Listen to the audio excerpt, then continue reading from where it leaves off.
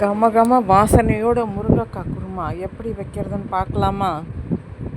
Stove on பண்ணிக்கலாம். சட்டி போட்டிருக்கேன், எண்ணெய் ஊற்றிருக்கேன், கடுகு உளுத்தம்பருப்பு, பட்டை, சோம்பு, லவங்கம் போட்டிருக்கேன், கொஞ்சம் கருவேப்பிலையும் போட்டிருக்கேன். இப்போது ஒரு வெங்காயம், பெரிய வெங்காயம் நறுக்கி வச்சுருக்கேன், அதையும் போட்டு வதக்கிட்டேன்.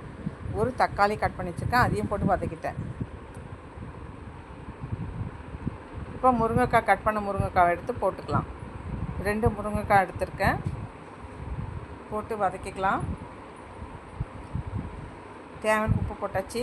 இப்போ மசாலா சேர்த்துக்கலாம். 1.5 ஸ்பூன் மிளகாத்தூள், 1 ஸ்பூன் மஞ்சப்பொடி, 1 ஸ்பூன் கரம் மசாலா பவுடர்,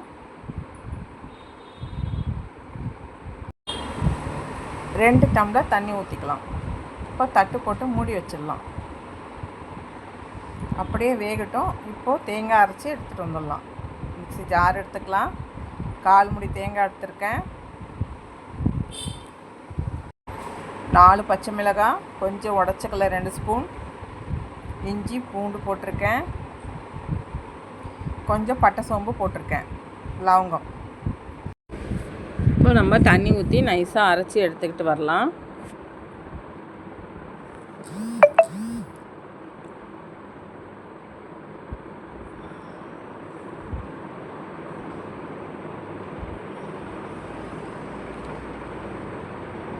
இப்போ முருங்கைக்காய் வெந்துடுச்சு.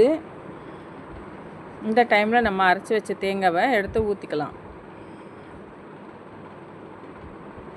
தேங்காய் ஊற்றிட்டு ரொம்ப கொதிக்கக்கூடாது. ஒரு கொதி வந்தால் போதும், இல்லைன்னா தண்ணி ஆகிடும் குருமா. முருங்கைக்காய் ரொம்ப நேரம் வேகக்கூடாது. ரொம்ப நேரம் வெந்துச்சுன்னா கசப்பாயிடும். இப்போ தேங்காய் ஊற்றியாச்சு. ஜார்லேயும் தண்ணி ஊற்றி கொஞ்சம் அலசி ஊற்றிக்கலாம். உங்களுக்கு எவ்வளோ திக்னஸ் வேணுமோ அந்த அளவுக்கு வச்சுக்கலாம். இதுதான் கரெக்டான பதம்.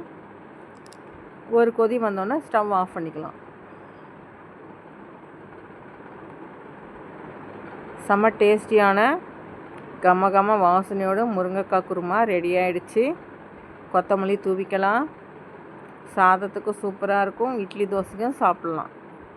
இந்த வீடியோ உங்களுக்கு பிடிச்சிருந்தா லைக் பண்ணுங்கள், ஷேர் பண்ணுங்கள், கமெண்ட் பண்ணுங்கள், சப்ஸ்கிரைப் பண்ணுங்கள். Thank you friends. அடுத்த வீடியோவில் பார்க்கலாம்.